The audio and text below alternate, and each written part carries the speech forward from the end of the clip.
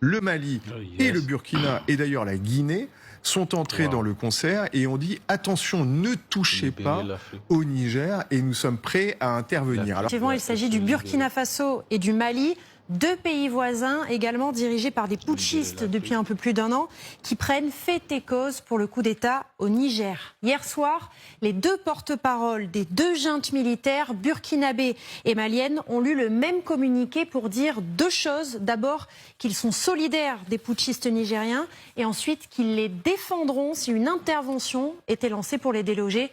Écoutez-les.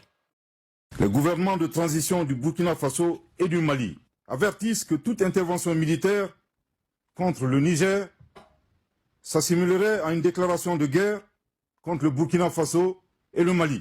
Toute intervention militaire contre le Niger entraînerait un retrait du Burkina Faso et du Mali de la CEDEAO, ainsi que l'adoption de mesures de légitime défense en soutien aux forces armées et au peuple du Niger.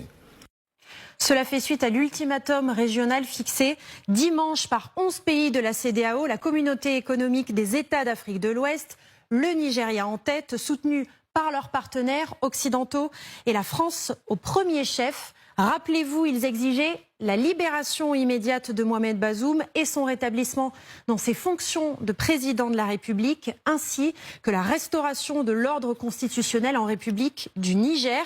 Et surtout, ils enclenchaient un compte à rebours pour que la junte militaire s'exécute. Écoutez le président de la CEDEAO. In the event the authorities' demands are not met within 1 week,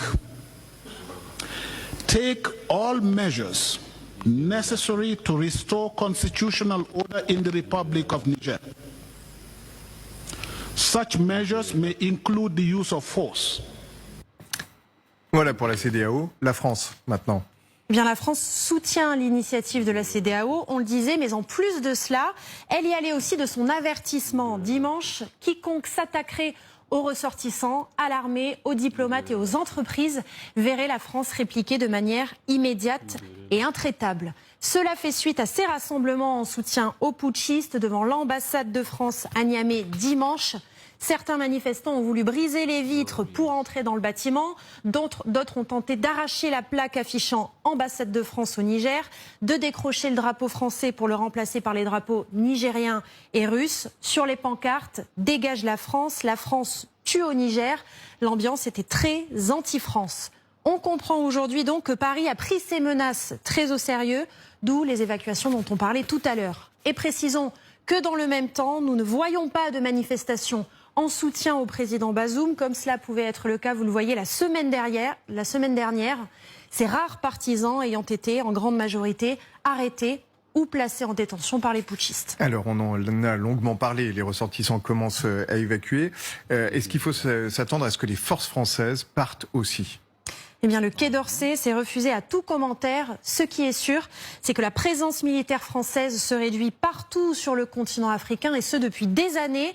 Il y a 10 ans, l'armée française en Afrique, c'était 10 000 militaires constamment sur place. Désormais, ils ne sont plus que 3 000 environ, répartis dans les 4 bases permanentes françaises, dans des pays dont on est historiquement proche et où notre présence était beaucoup plus forte avant. Le Sénégal, 350 militaires environ aujourd'hui, contre 5 000 auparavant.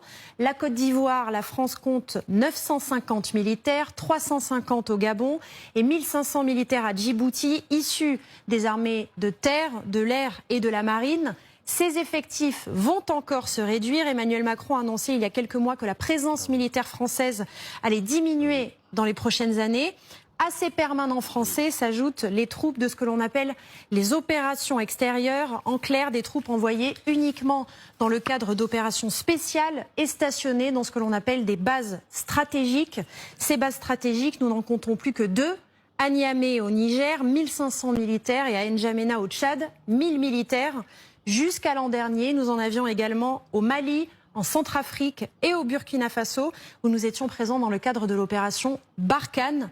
Si la France décidait d'évacuer ses forces du Niger, elle n'aurait plus qu'une seule base stratégique au Tchad. Et on voit d'ailleurs que ce dernier bastion militaire serait donc pris en étau entre 3 pays sous influence russe, le Mali, la Libye et la Centrafrique, où opère Wagner.